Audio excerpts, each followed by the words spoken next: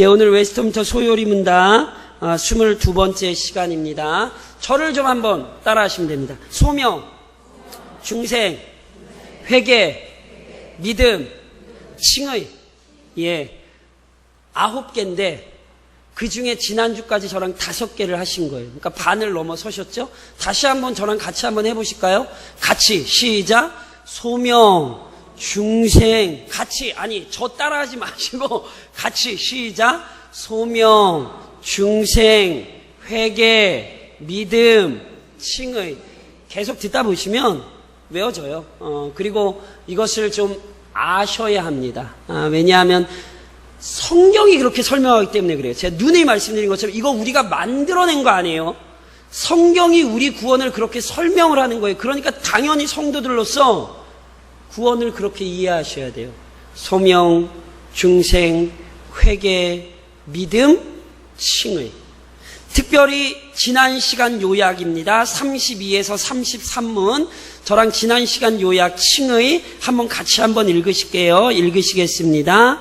죄인들이 거룩하신 하나님의 공의로운 심판에서 벗어날 뿐 아니라 의롭다 여김을 받을 수 있는 근거는 오직 예수 그리스도를 믿는 믿음뿐입니다.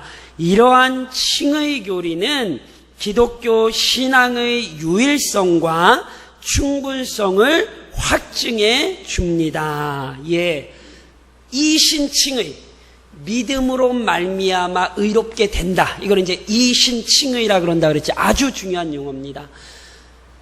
돈으로도 못 가요 하나님 나라. 아시죠? 그렇죠? 지식으로 못 가요 하나님 나라. 뭐 하면 가요? 거듭나면 가는 나라 하나님 나라. 그 다음에 뭐요? 믿음으로 가는 나라 하나님 나라.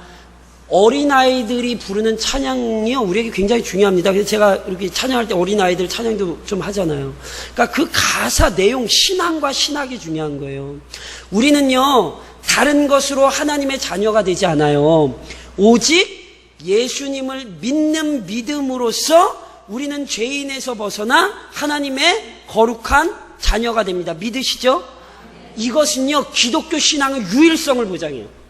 그러니까 예수 외에는 구원자가 없어요. 믿으시죠? 그리고 예수면 충분해요. 그러니까 유일성만 이해하시면 안 돼요. 충분성도 이해하셔야 돼요. 왜 자꾸 우리의 신앙이 흔들리냐면, 맞습니다. 예수님 한 분만이면 충분합니다라는 신앙이 흔들리니까 자꾸 딴 걸 채우려고 그러는 거예요. 그래서 예전에도 설명드렸듯이 유대 율법주의자들이 할례 이야기하고 절기 지켜야 되고 이런 얘기들이 자꾸 들어오는 얘기는 예수님으로 충분합니다라는 신앙이 흔들리기 때문에 그래요. 그러니까 예수님으로만 의롭다함을 얻을 뿐 아니라 예수님으로 의롭다함을 얻은 우리는 이제 예수님의 자녀, 하나님의 자녀들로 구원받은 백성으로 충분히 살아갈 수 있어요. 아시죠? 그래서 예수님 한 분만이면 우리에게 충분합니다. 이게 기독교 신앙의 유일성과 충분성입니다. 이신칭의 교리는 그래서 지난 시간에 설명드렸듯이 기독교 신앙이 서기도 하고 넘어지기도 하는 교리입니다. 수많은 이단들이 이신칭의 교리를 무너뜨리는 거예요. 행위구원론이란 다른 것 아니에요. 이신칭이 무너뜨리는 거예요. 그러니까 예수님으로 우리는 충분해요. 그 신앙을 유지하셔야 돼요. 오늘은 그것에서 더 나아가서 하나님께서 우리를 너희는 그리스도를 믿으니 의로운 자다. 하나님이 이렇게 선언을 하세요. 근데 이 하나님의 선언은 이게 끝이 아니에요. 오늘 저랑 그래서 이제 양자라는 교리를 살펴보시는 거예요. 제가 34문 묻겠습니다. 답변하십시오. 양자란 무엇인가?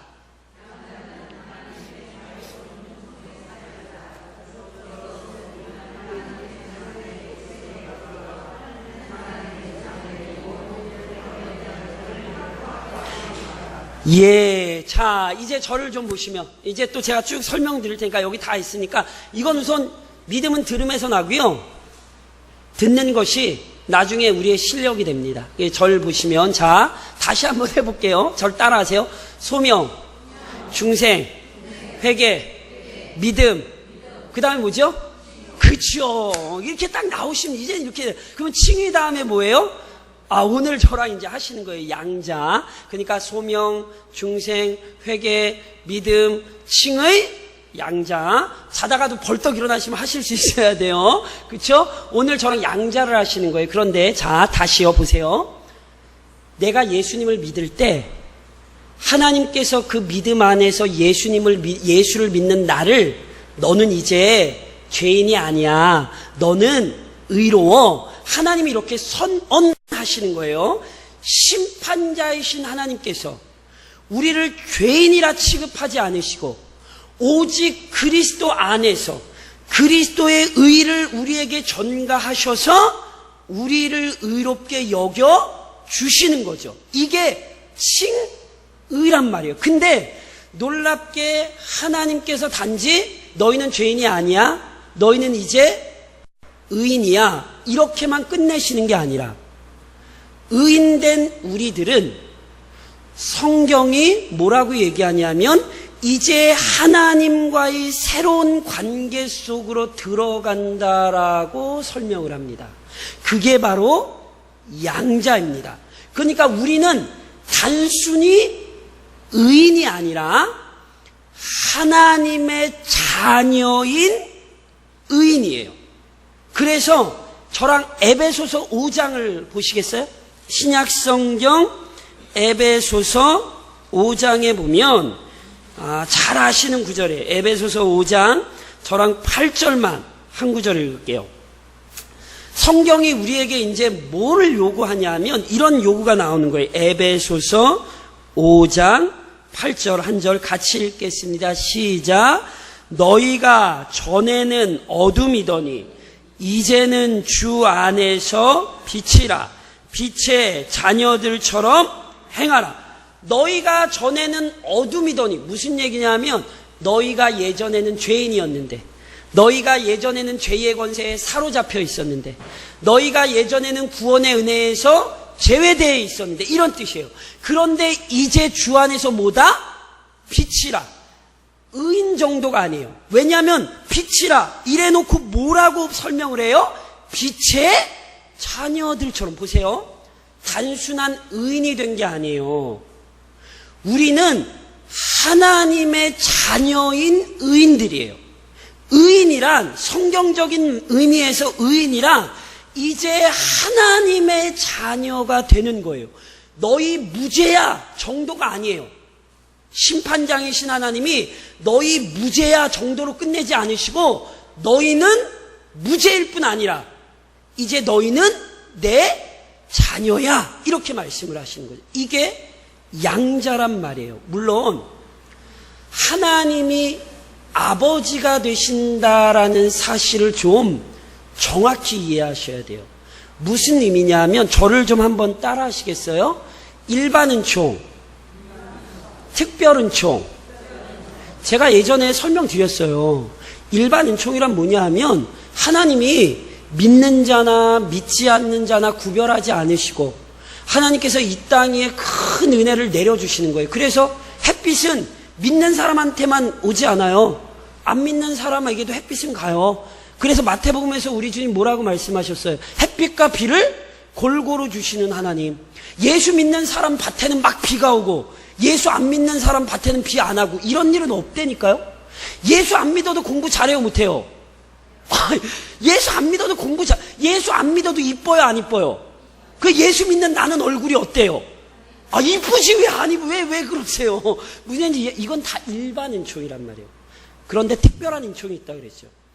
이것은 철저히 구원의 은총이에요.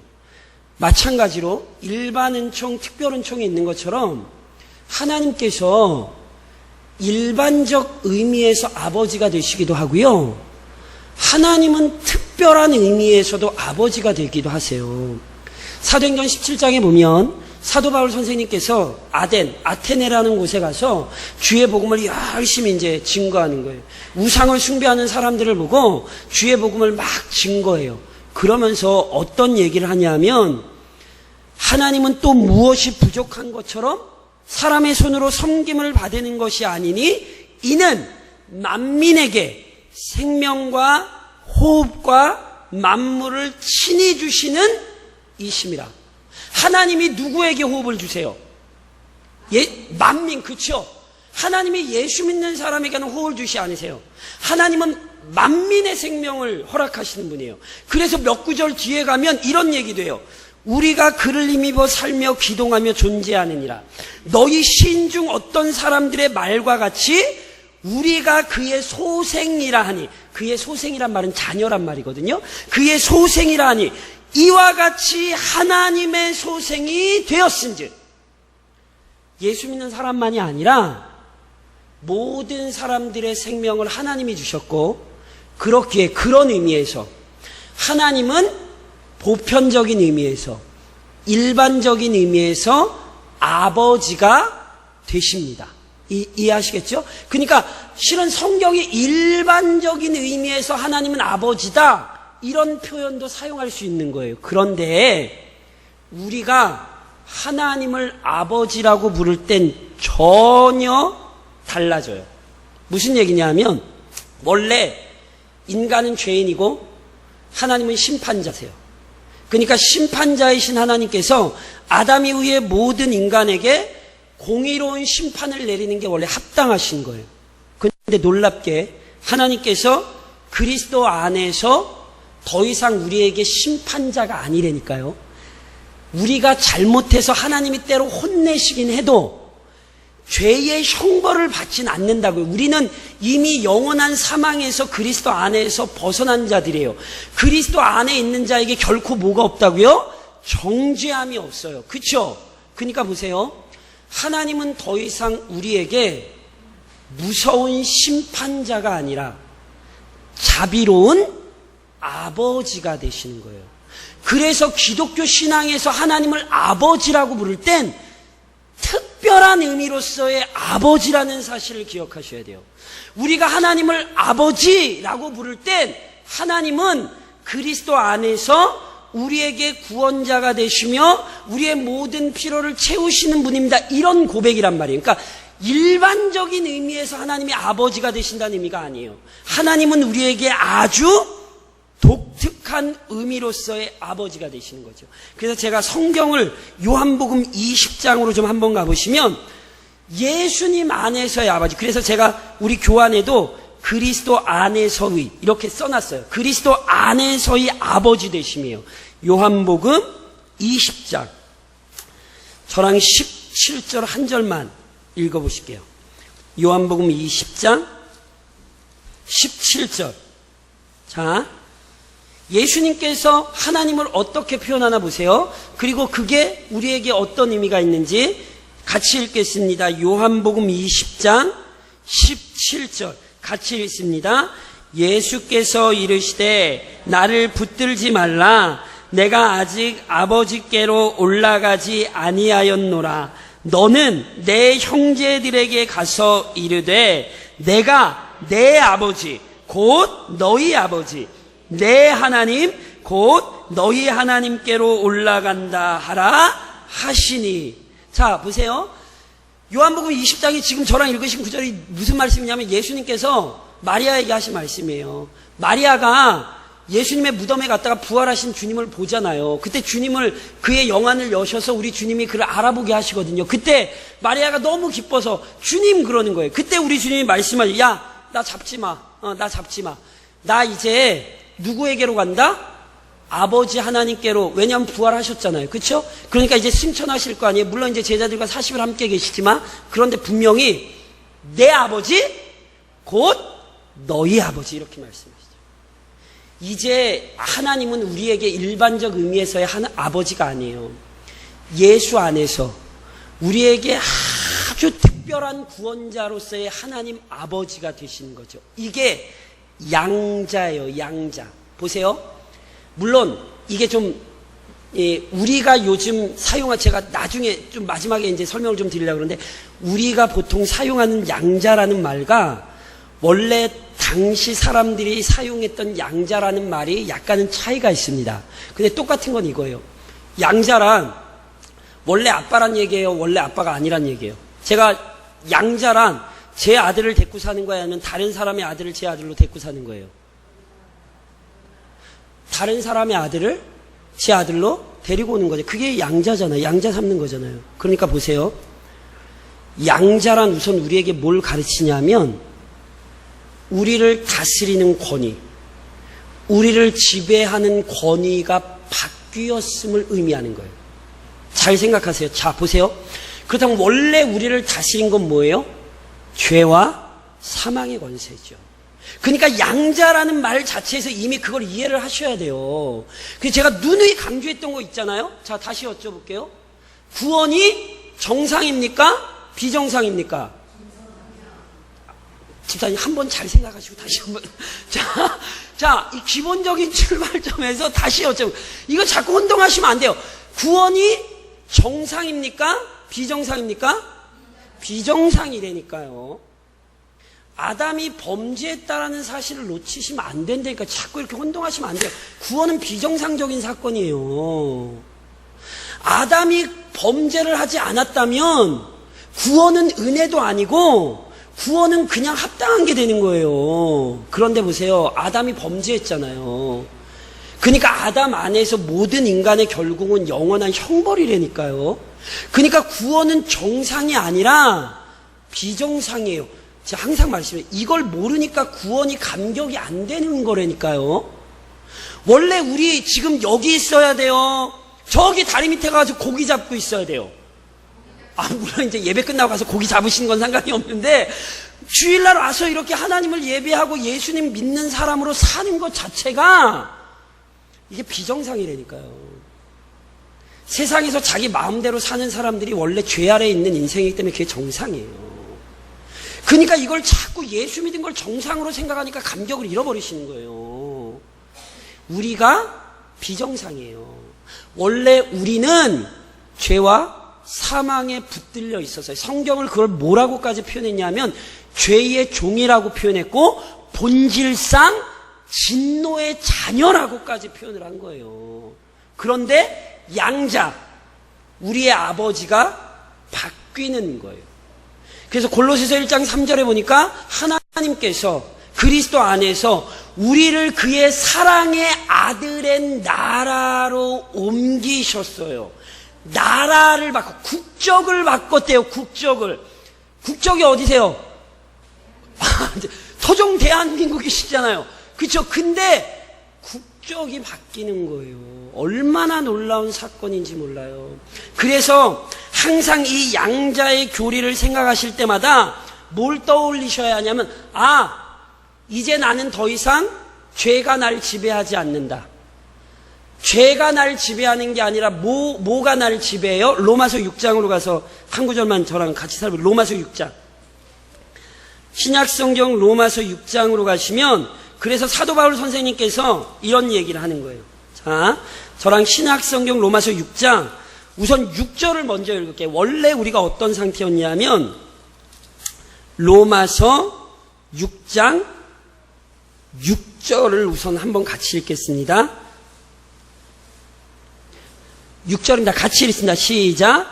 우리가 알거니와 우리의 옛사람이 예수와 함께 십자가에 못 박힌 것은 죄의 몸이 죽어 다시는 우리가 죄에게 종노릇하지 아니하려 함이니. 보세요. 하반절에 보니까 우리가 원래 뭐 했어요? 죄에게 종노릇했어요. 죄에 끌려다니던 자들이었어요. 그런데 자, 저랑 17절로 18절을 읽겠습니다. 로마서 6장 17절로 18절 보세요. 같이 읽겠습니다. 하나님께 감사하리로다.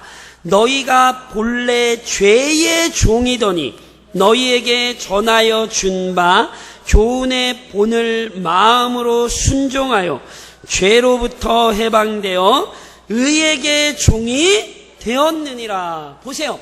하나님께 감사하리로다. 이 말이 왜 나오겠냔 말이에요.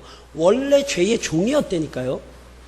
그러니까 원래 죄의 종이었기 때문에 죄에서 벗어난 것으로 감사할 수밖에 없는 거예요.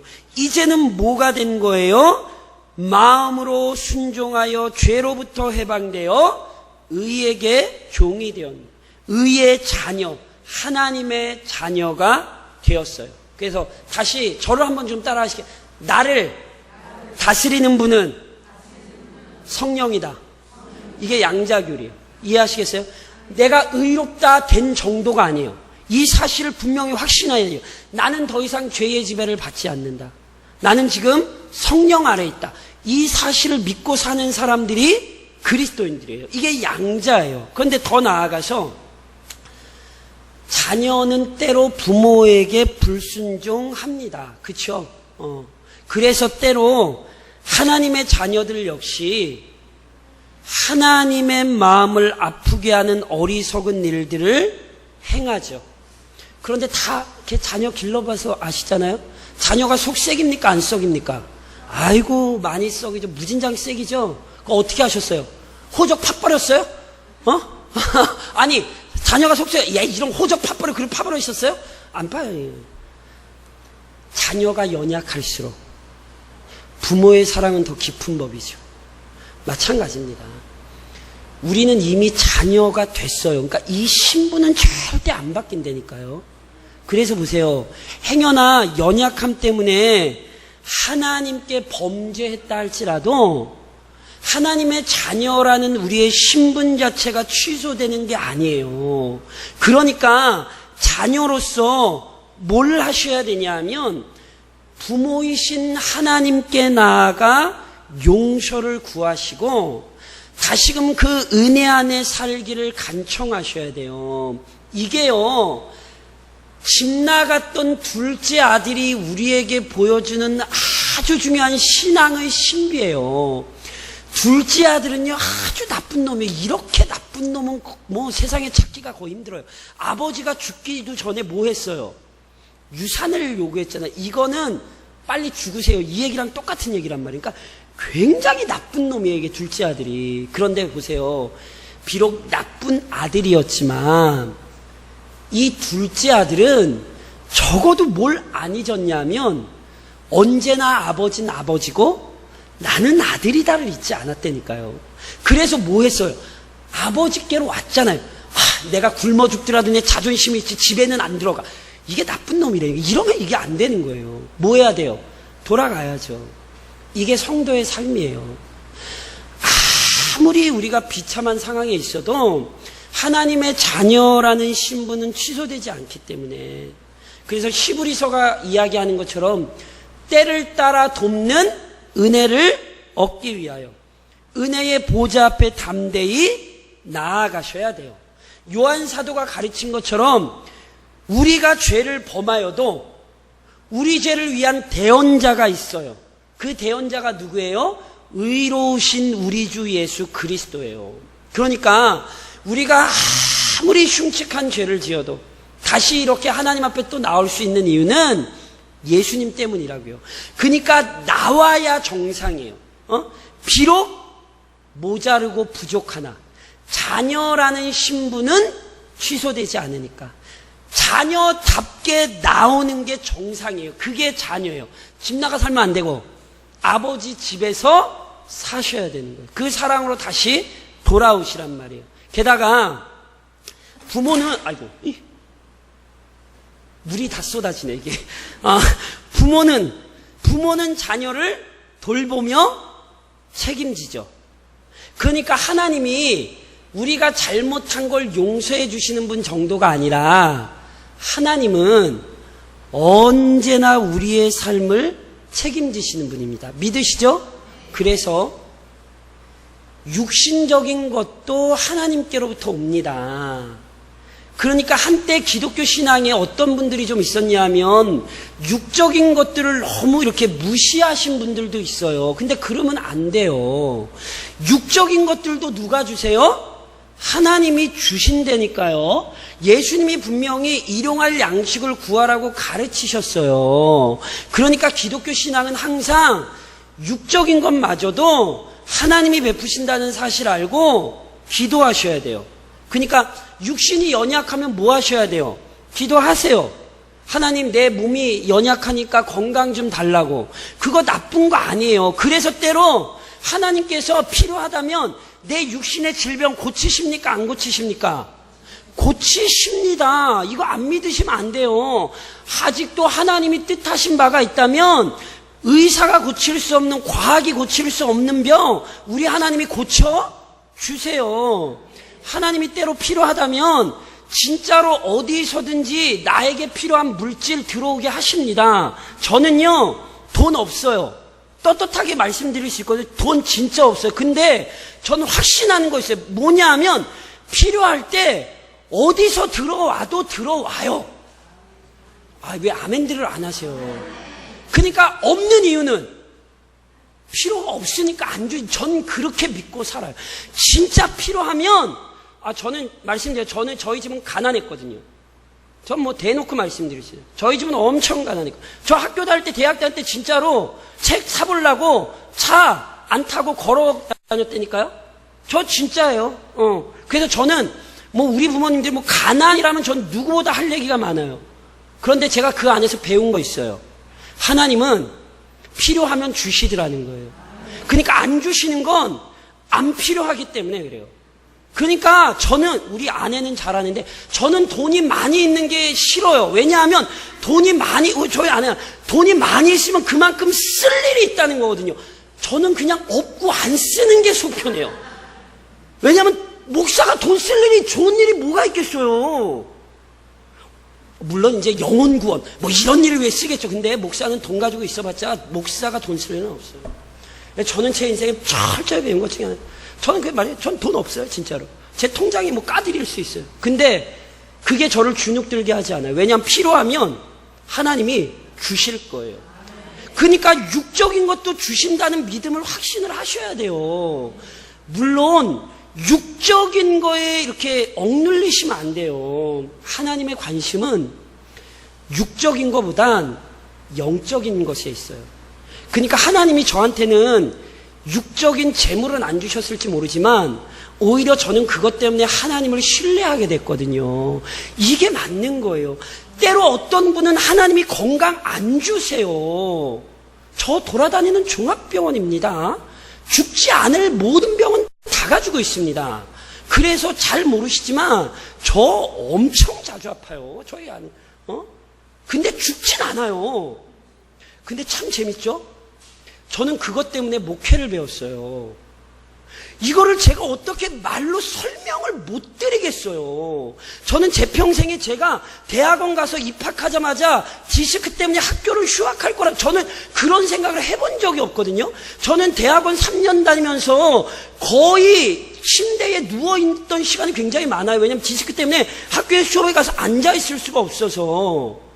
근데 저는요, 그것 때문에 되게 제 신앙에 많은 유익을 배웠어요. 말로 설명은 못 드리겠어요.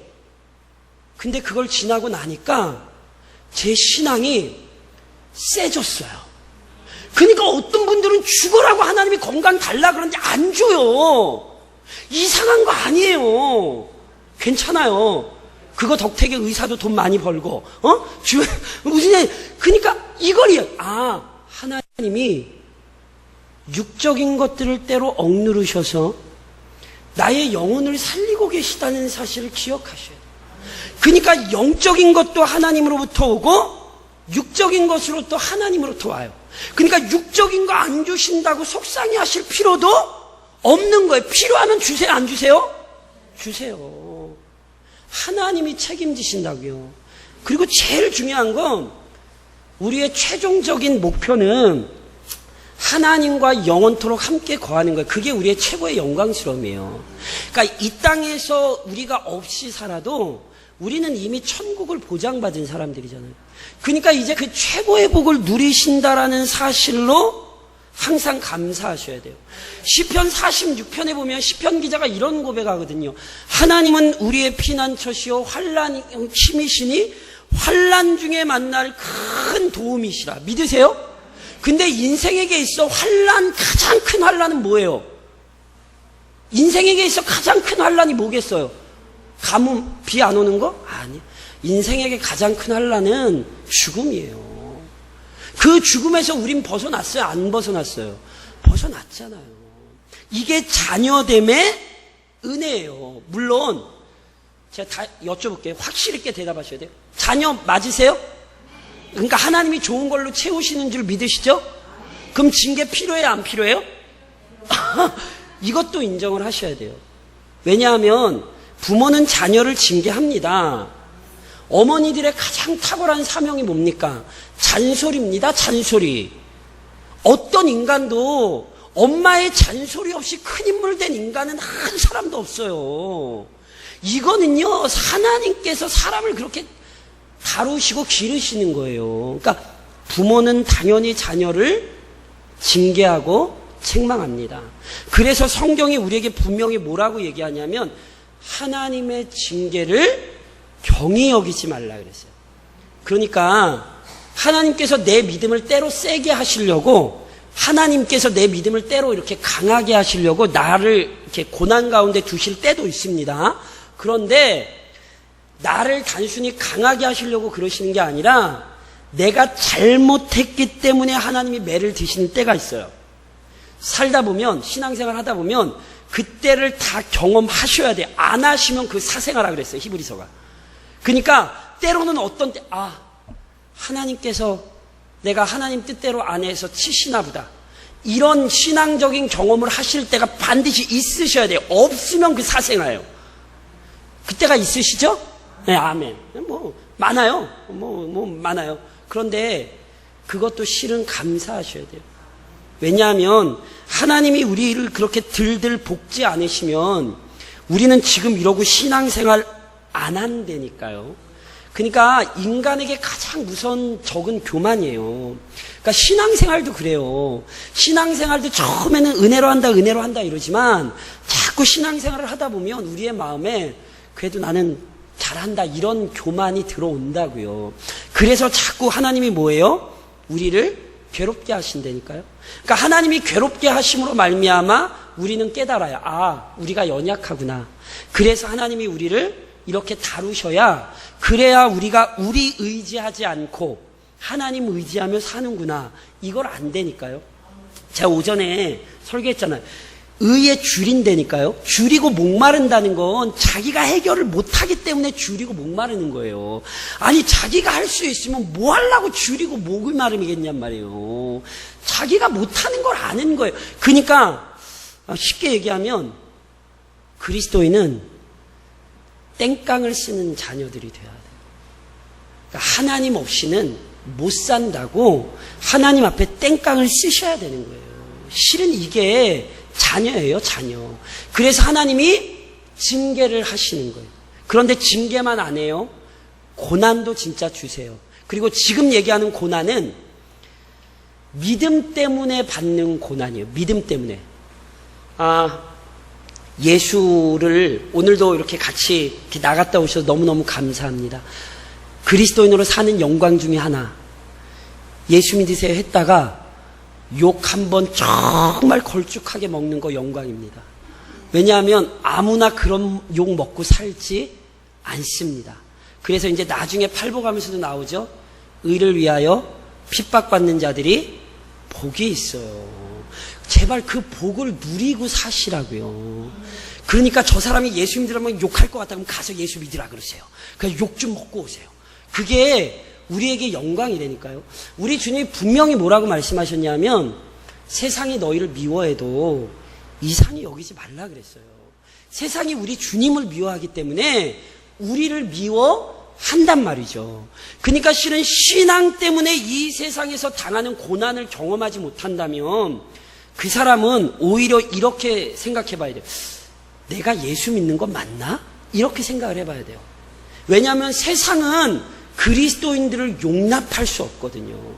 세상은 그리스도인을 받아들일 수 없어요. 그러니까 세상 사람들에게 우리는 좀 정신 나간 사람, 미친 사람, 제정신이 아닌 사람, 이렇게 원래 여겨지는 게 정상이란 말이죠. 그래서 우리 대강중앙교회 교인들이 이 지역에서 그런 사람들로 보이셔야 돼요. 저 사람들은 예수 때문에 진짜 정신이 나갔구나. 그렇게 욕을 먹는 게 우리의 영광입니다. 잘못해서 욕 먹는 거 말고 정말 복음 때문에 당하는 고난. 그게 자녀의 특권이에요. 그리고 제가 여쭤볼게요. 고난을 혼자 먹으면 욕을 혼자 드시면 좋겠어요? 같이 드시면 좋겠어요? 아니, 맛있는 음식 혼자 드시고 싶으세요? 같이 드시고 싶으세요? 그쵸? 그러니까 예수 믿는 것 때문에 욕 먹는 거 혼자 드시고 싶으세요? 같이 드시고 싶으세요? 같이 드셔야 돼요. 저희 지금 농담으로 드린 말씀이 아니에요. 무슨 말씀이냐면, 자, 양자예요. 하나님의 자녀가 됐어요. 그런데 나 혼자 하나님의 자녀가 된 게 아니에요. 이미 그리스도 안에서 수많은 자들이 함께 하나님의 자녀가 되었지요. 그걸 우리는 가족이라 그러는 거예요. 그렇죠? 그래서 우리는 예수 그리스도 안에서 하나님 안에서 한 가족이 되었습니다. 그래서 항상 말씀드리는 것처럼 교회의 이 영광을 깨달아야 돼요. 우리는요, 같이 천국 가서 같이 영원히 살 거예요. 아멘이세요? 그러니까 이 지금 땅에서부터 한 가족의 영광스러움을 좀 경험하시란 말이에요. 세상 사람들에겐 아무리 신앙에 대한 얘기를 해도 못 알아먹어요. 그거는 설득을 시키고 싶어도 설득시킬 수 없는 얘기고, 그건 그 사람들이 이해하고 싶어도 이해할 수 없는 거예요.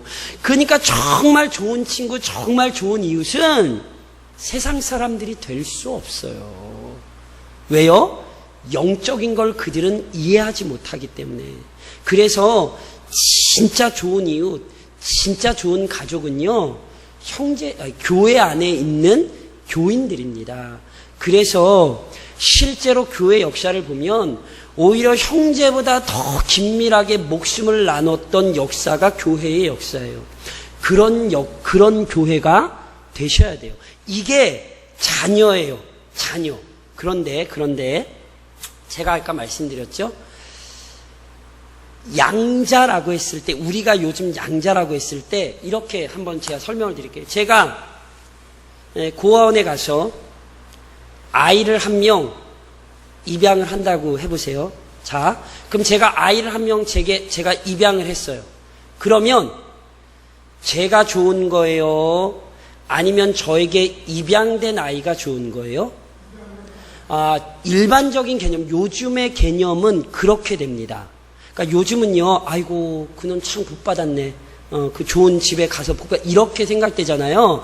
근데 고대 사회에서 이 신약 성경이 쓰일 때 양자라는 개념은 그 사람의 영광을 위하여 입양을 하는 게 아니라 입양하는 사람의 영광을 위하여 양자를 삼습니다. 그래서 고대에 예를 들면 로마에서도 이런 일들이 굉장히 많았거든요. 아주 부유하고 정치적인 명망이 있는 사람이 자신의 이름과 그 명망을 위해서 양자를 택해 삼는 거예요. 그게 양자가 된 사람의 영광이 되는 게 아니라 오히려 양자를 삼는 사람의 위대함과 영광을 입증하는 거였어요. 오늘날 우리가 양자의 개념을 이해를 하려면 실은 이 고대 사회의 개념으로 보는 게 맞아요. 그리고 성경적으로도 이게 맞아요. 다시 설명드리면 이런 거예요. 하나님께서 우리를 양자로 삼으신 목적은 단순히 우리를 위한 게 아니라 누구를 위한 거예요? 하나님을, 그걸 이해를 하셔야. 이래서 요즘 물론 우리에게 영광이 되죠. 그런데 그것이 궁극적으로는 하나님의 영광을 드러내는 것이라는 사실을 좀 기억하셔야 돼요. 그러니까 이런 거죠. 그 비참한 죄인들을 구원하신 하나님, 소망 없던 자들에게 소망을 주신 하나님의 위대한 사랑, 이거를 기억시키는 게 원래 양자교리예요. 그래서 양자를 생각하실 때마다 하나님 안에서 내가 의롭게 됐지, 그리고 내가 하나님의 아들로서 내가 그 하나님의 영광을 드러내야 된다. 항상 이 사실을 떠올리셔야 된다고요. 그리고 이를 위해서 보세요. 날마다 성령의 인도를 간구하셔야 돼요. 그러니까 로마서 8장으로 가보시겠어요? 이제 정리를 하겠습니다. 로마서 8장으로 가시면, 아까 6장 찾으셨죠? 그 뒤에 8장으로 가시면 저랑 14절, 15절, 16절 세 절을 한번 읽으실게요. 로마서 8장 14절로 16절 같이 읽겠습니다. 무릇 하나님의 영으로 인도함을 받는 사람은 곧 하나님의 아들이라. 너희는 다시 무서워하는 종의 영을 받지 아니하고 양자의 영을 받았으므로 우리가 아빠 아버지라고 부르짖느니라. 성령이 친히 우리의 영과 더불어 우리가 하나님의 자녀인 것을 증언하시나니. 실은 14절로 16절에 보면 양자와 관련된 아주 중요한 세 가지 내용이 나와요. 우선 첫 번째는 뭐냐면 무릇 하나님의 영으로 인도함을 받는 사람. 우리가 누구의 영으로 인도함을 받아요? 하나님의 영으로 인도함을 믿으시죠? 아까 말씀드렸죠. 권세가 바뀐 거예요. 우리를 지배하는 권세가 바뀐 거예요. 그러니까 성령님은 우리를 떠나 계시지 않고 항상 우리와 함께 하십니다. 그렇죠? 그러니까 성령의 인도를 오늘도 받을 수 있습니다. 이거를 미신적인 의미에서 생각하시면 안 되고, 그러면 성령의 인도를 어떻게 받아요? 따라하세요. 말씀과 기도로. 성경을 읽을 때 성령께서 내 마음에 감동하시고 내 마음에 생각을 주시는 거예요. 아, 그래, 내가 양자지. 아, 내가 하나님의 사람이 됐지. 내가 그러니까 믿음으로 살아야지. 끊임없이 말씀을 통해 성령께서 우리에게 이 모든 진리들을 이렇게 깨닫게 하시는 거예요. 그 정도가 아니라 16절은 우리에게 성령께서 우리에게 하나님의 자녀인 것을 증언하신대요. 이걸 항상 제가 강조하실 때 확신이에요. 확신. 나는 하나님의 자녀다. 하나님께서 나와 함께 하신다. 성령께서, 하나님께서 우리 가정에 필요한 것들 반드시 주신다. 확신 속에 사셔야 돼요. 그러니까 이거는요, 딴 걸로 안 돼요. 말씀을 붙들 뿐 아니라 아바, 아버지를 부르며 기도하십시오. 15절이 그 얘기 하잖아요. 우리는 하나님을 누구로 부를 수 있어요? 아바. 아바란 말은 원래 아람어인데 우리말로 아빠란 말입니다. 똑같아요. 아빠예요, 아빠. 하나님을 아빠라 부를 수 있는 사람들이요. 그러니까 아까 말씀드렸잖아요. 그리스도인들은 땡깡을 좀 쓰셔야 돼요. 그러니까 이상한 데 가서 땡깡 쓰지 마시고 하나님 앞에 가서 좀 땡깡을 쓰시라고요.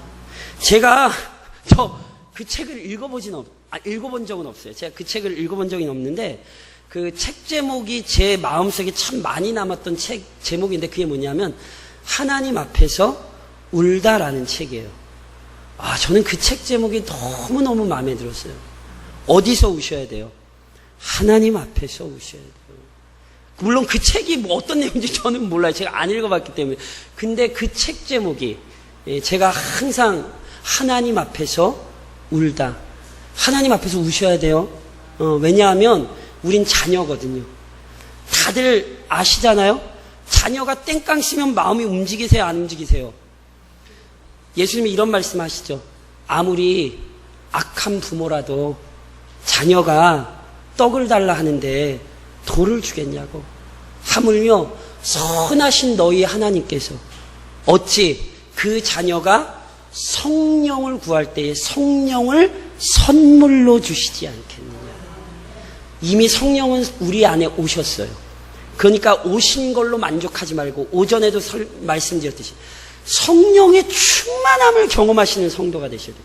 가난한 성도가 되지 마시고 성령의 충만함을 경험한 성도가 되셔서 이번 한 주간도 양자답게 자녀답게 그 영광을 위해 사시기를 우리 주님 이름으로 부탁드립니다. 저랑 같이 한번 찬양하시겠습니다. 험한 시험 물속에서 제가 저를 좀 한번 잠깐 보시겠어요? 제가 이 말씀을 한번 좀 드리고 싶었어요. 무슨 말씀이냐면 제가 세상에서 제일 싫어하는 게 몇 가지가 있는데 제가 세상에서 제일 싫어하는 게 몇 가지가 있는데 그 중에 하나가 뭐냐면 거미예요. 거미. 저 거미 진짜 싫어합니다. 근데 아시죠? 여기는 자고 일어나면 거미줄이 쳐 있더라고. 그래서 제가 거미를 세상에서 진짜 제일 제가 오죽하면 군대에 있을 때 우리 남자분들 아시죠? 매복할 때 절대 소리 내면 안 되거든요. 매복할 때 절대 그 밤중에 소리 내면 안 되는데 제가 매복할 때 거미줄에 걸려가지고 비명을 지르고 밤새도록 고참한테 맞았던 사람. 제가 그 정도로 거미를 싫어하는데 그래서 지난주에 저희 집 앞에 거미줄이 막 이렇게 많아가지고 저희 아내는 알아요. 저 이걸 막 이렇게 손으로 하기도 너무 싫어가지고 호수로 이걸 다 치우려고 문 앞에 막 뿌렸거든요. 근데 저는 진짜 은혜 많이 받았어요. 거미줄이 저 그렇게 강력한지 몰랐어요. 아니 물 그 호수를 하는데도 거미줄이 안 끊어지대요. 다 아시네요. 저는 정말 충격적이었어요.